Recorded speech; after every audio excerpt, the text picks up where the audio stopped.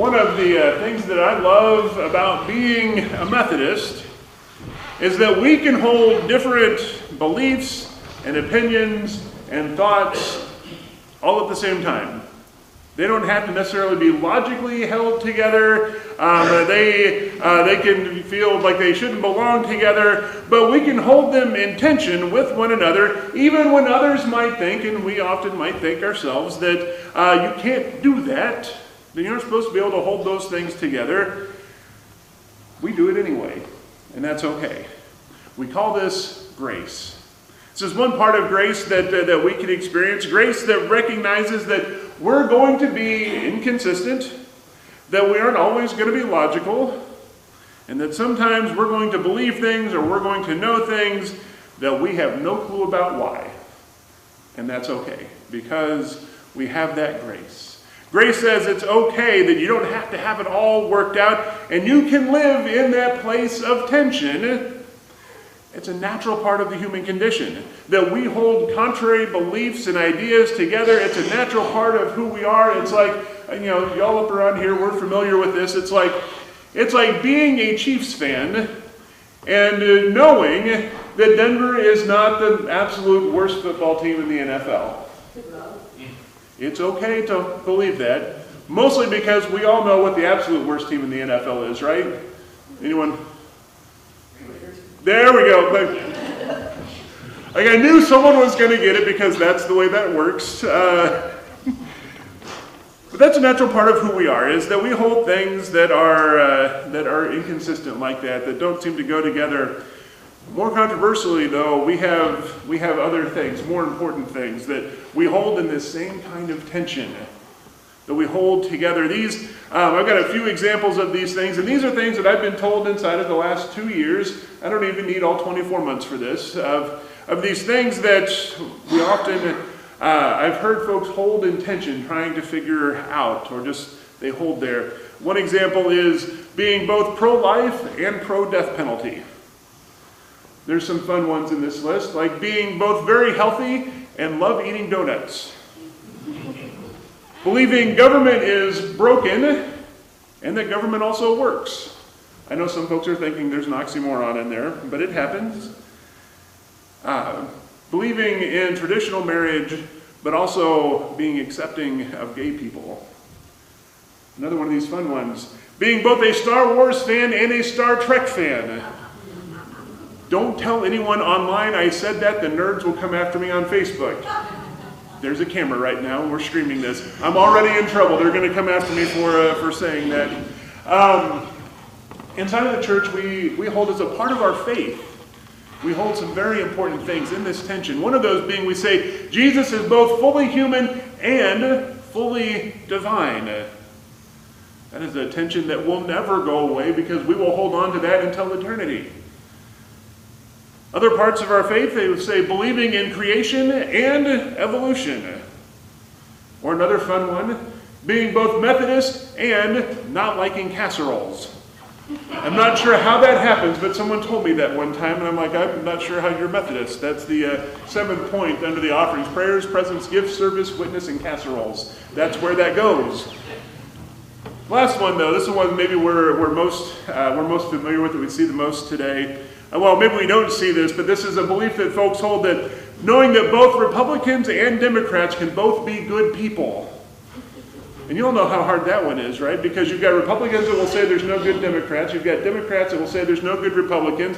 Then you've got that big third group out there that says none of y'all are any good, right? That list can go on and on. The point is that in those places of tension where we are seemingly holding contradictory values in place, that's precisely where growth happens. A need for growth recognizes that there is tension someplace, that something isn't making sense, and we need to understand it. We need to understand why. No, it doesn't mean that we're going to resolve that tension. It doesn't always have to get resolved. Like I said, we believe Jesus is both fully human and fully divine, and we're going to hold on to that one until eternity, and that's okay because we hold that by faith. But what we seek to do is to understand. Some of those tensions may get resolved, but others may not, and grace says that it doesn't have to, that it can go in either way. It may mean that we hold some of these beliefs, or we know other folks that hold these beliefs, and our job isn't to try and to get a win for our side by convincing everyone that Star Trek, of course, is better than Star Wars. I mean, that should be self-evident, but some folks need encouragement in that.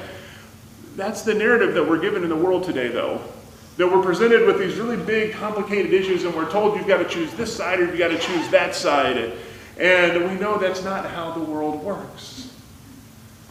That we can do something different. We are, in fact, called to something different. Our goal is to grow, to learn, to help others grow and learn, even if that means that we still have things that we will believe that fall into one of those places of tension. Even knowing that maybe our tension is not with ideas, but it's with other people who believe and think differently than we do, and we know that we aren't going to convince them of something different. And we know that we have to live in that tension with them, and that they aren't horrible, awful people, even if they're Raiders fans. It's okay. As an example of this, at a previous appointment I was at, there'd be a group of us that would get together every Tuesday morning for breakfast down at a local cafe. It was mostly in that group. It was mostly a bunch of Baptists, mostly pastors or retired pastors. And then there was a couple of us Methodists. There was me and one of my church members named Greg.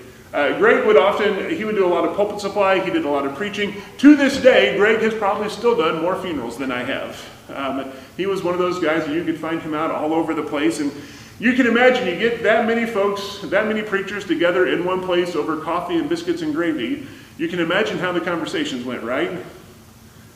Kyle can tell you what some of those conversations are like because he's had some of those down at Malvics.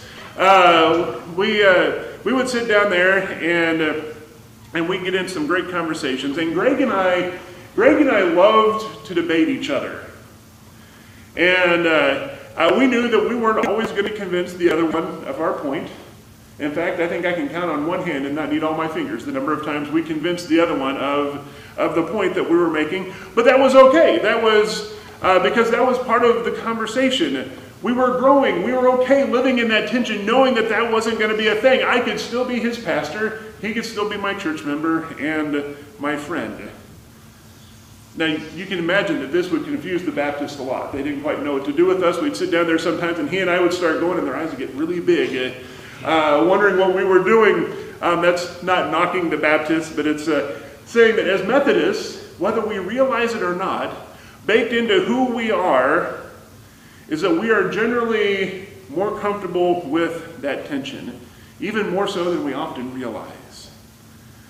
Knowing that that tension existed, that we weren't going to convince the other one, and that the goal wasn't for us to try and score a point for our team, but to grow, actually brought the overall harmful parts of that tension down. We could have really good conversations and discussions, and we could learn from one another on a regular basis. When we get to what Paul is saying in the book of Ephesians, this is what he's getting at to. Go to verse 13b, that part in there. God's goal is for us to become mature adults, to be fully grown, measured by the standard of the fullness of Christ. Now, what standard is Paul talking about here? The standard that Jesus set. Now, here's where we can get confused by what it means to grow. Because this has been what we know in 42 years of being a part of the church. I know I'm only 42 years old, but I'm pretty sure I was in church Sunday. I was born even on a Sunday. I wasn't in church that day, but the next Sunday I probably was. I've been in the church a long time, and the way we have grown, the way we have known how to grow is with Sunday school, Bible studies, small groups, intentional moments of teaching. Like that is how we know to grow. And those are good, and those are important, and those are all things we need to be doing a lot more of. But that's only a part of what Jesus is talking about here. And the fullness of Christ is different from those things. Because we look at where it was that Jesus went to teach. And here I don't mean like the geographic locations, the specific places, or even the very specific groups of people that he was going to teach and to help grow. But it was the places that he entered into. Jesus always was going into places of tension.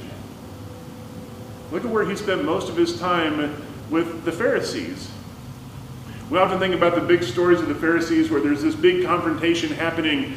But most of the time where we see Jesus talking with the Pharisees as they're sitting down at a meal. Even some of those meals where, if you all remember from several weeks ago, talking about Jesus going into one of those meals, and he was an invited guest. What he didn't know, he was the one they were trying to roast in the middle of that, and yet he still went in and sat down and ate with them, and had conversations with them. And they even got to the point, some of them would come to him with their questions, with their thoughts. Think back to Nicodemus, when he went out to Jesus to talk with him. Now, sometimes those Pharisees, they would go up to Jesus because they thought they were going to win one over on him. They had the perfect plan, they had the best point they had figured out, and they were going to lay it on him. And they thought they could make a fool out of him in front of all the crowds. As a sidebar in this, in order to be effective in living into those places of tension, the other side doesn't even have to know that tension exists.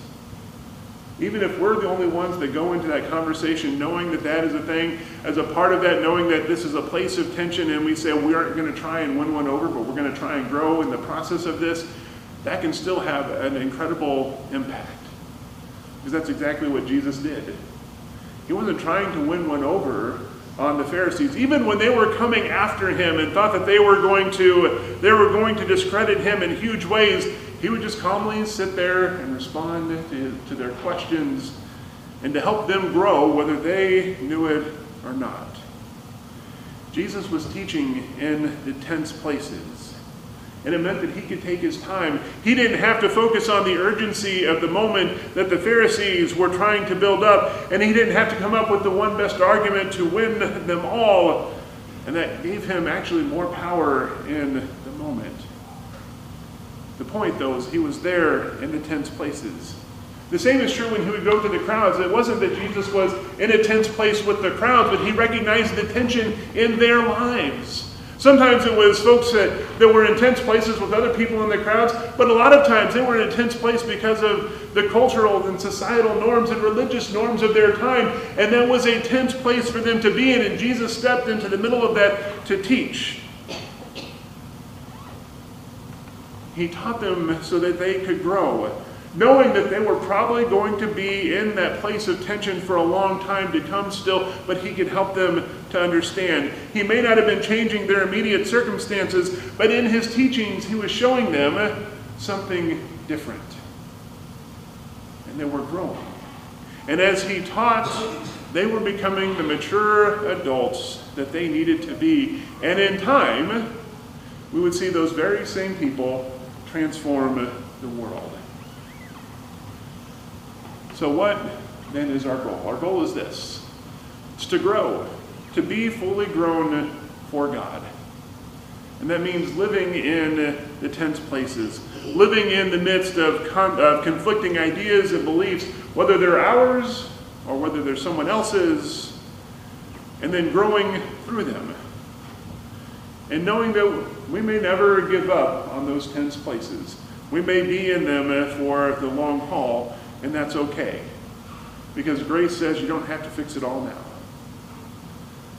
Because God knows that we live in a world of tension, of conflicting ideas, and it can come at us in some pretty strange times when we aren't expecting anything. So how do we live intentionally then in the tense places? We have to work on it. We have to grow into it. We can't just stay in one place. It's one of those things that if we find ourselves without preparation, without intentionally working on that, in the moment it's really hard to learn all of those things when you find yourself suddenly there. But instead it's something that we have to cultivate and to learn and to work through. And part of it means understanding where other folks are and what they are in tension with, but also to understand that about ourselves. I'm currently in the middle of one of those places myself. Kind of one of those places where, have you ever had that experience where something has happened, you know that whatever it was that was going on, it's broken, it needs to be fixed, and you are completely and totally justified in your anger and your frustration, right? I'm pretty sure that we've all probably been in that place. If you've got kids, you have probably been in that place at some point in time, right? Now, this isn't Jack, this is something completely different. Adults acting like children, but it is, it's not the same thing. You can probably tell I'm still not completely through this. But I'm in one of those places right now where I'm totally and completely justified in my anger and my frustration at folks who are intentionally keeping me from being able to take a next step that I want to. But on the other side of this, though, this is the part that I don't like, is that I have to understand that they're not completely wrong. Not an easy place to be, especially when you're a preacher, because we literally have a cliche for this. It's to practice what you preach. You know how hard that is when you're a preacher? Like, that is not always the most fun. But I have to realize in the midst of this that there is opportunity there for me to learn and to grow. That doesn't mean that I'm going to be through that tension anytime soon. And it's going to be a while before that probably gets resolved, but it does mean that I can still be there, that I can still learn, that it doesn't have to be an either or place. So the question for us is, where do we begin to grow? Now, the easy answer would be to say, well, we just get a group of folks down, we sit down around a table, and we just pull up a whiteboard or a big sheet of paper, and we start writing down all of the tense places that we all have. Right? That sounds like a great answer. Except for that time when I am completely and totally justified in my anger and my frustration, and I am right, by golly, there is no other option in here. Then we've missed something in there, right? So instead, we don't start by writing all of it down. We start by learning. We start by intentionally growing and listening, and because it's hard to name a tension that we don't know is there. Remember, we have grace. And if we want to be fully grown, as Paul says, then the first thing we need to know is that it will take time and practice to get through it. And because one of the best places to identify any tension is intentionally growing and learning so that we can see what's there. To do that, there are some practical things that we're going to do. Part of that is just to get us started so that we're then looking and paying attention to what that tension looks like in other places. Starting after the first of the year, partially because we're entering that time of year where it's hard to start anything new, because we've got November coming up, and then December is here, and then we get to January and things calm down a little bit. Also, because I'm waiting for the conference to finish putting together the new resources that we're going to use for this. So there's a dual purpose here, and that is, some of you remember back in the day we had what used to be called lay speaker training. And that primarily at one point in time was to train people how to be able to do like pulpit supply and preach and do all of those things. Well, after a while they said, well, it's not just about preaching and speaking. There's more to this. So they changed the name of it to lay servant training, which is a far better name and more inclusive of what goes on in those classes. But it was still a challenge because you had to show up on a Saturday. Up around here, it was over at Camp Joe Oda, and you had homework ahead of time, and then you had to sit there all day. And I taught some of those classes, and it got to be a little bit challenging at times. They put together a new format where we can do that stuff here. We've got videos, they've got guides, they've got helps for all of that. They're making it so that we can actually, once those things become available after the first of the year, we're going to take time with church council, with other church leaders, and anyone who wants to come and to be a part of those on several Saturdays as we go out through the spring, and then we'll kind of see where that goes. We'll sit down and we'll go through one or two of those courses on a Saturday together as a group, helping us to learn what does it mean to be a leader in the United Methodist Church? What does some of it even mean just to be a part of the United Methodist Church? What does that look like? So we can better understand who we are. We build up kind of a common language that we can use together, and we can begin to identify those places of tension, whether inside the church or outside the church. We're not going to stop there.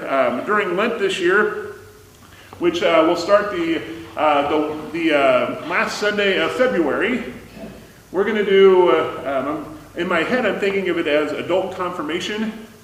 And so I mean so if there are folks who want to join, like this would be a great class for that to go through. But really, like, I think what I'm actually going to call it is just a class called What Does This Mean? We're going to go through the basics of our faith and a Wesleyan tradition. We're going to do that on Sunday mornings during Lent, and maybe at least one night during the week or one other time during the week to let folks be a part of it. It's not something that's limited to just us here, but can be open to lots of folks, where we go through the basics of our faith to remember who we are, to better understand what do these things mean, so that we can be well prepared to take those steps out, and to, as we do this, learn other places of tension. But those are things that we can do here inside of the church, but that doesn't get us a whole lot if we aren't also beginning to learn and to see what's going on outside of us as well. So one other thing that we're going to do, this actually is the one that's coming up first, is Halloween night, as we're giving out candy. There's going to be little flyers that we're going to give out to everyone that's going to have just a short survey on there that's going to ask folks about how well do you connect to folks that are around you? You know, what things do you do to connect to other folks? What help or support do you need? I've got a whole list of stuff put back there.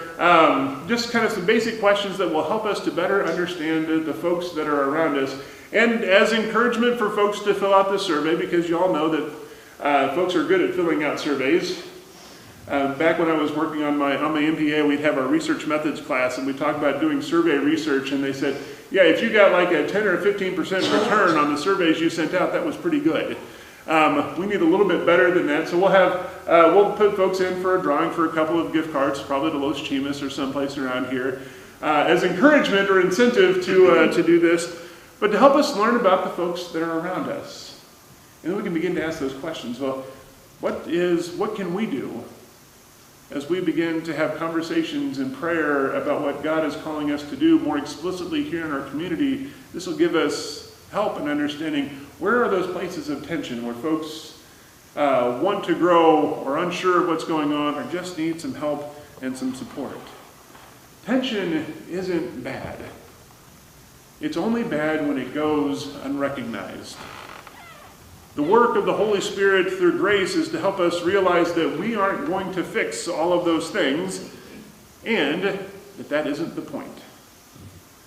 But through the tension, we can grow. We can invite others to grow with us, and not only can we change our community, we can change ourselves, and we can help others to find their spiritual heart in faith through Jesus Christ. And we can do all of that here in this place, in Jesus' name. And so let us do this work in his name. Amen.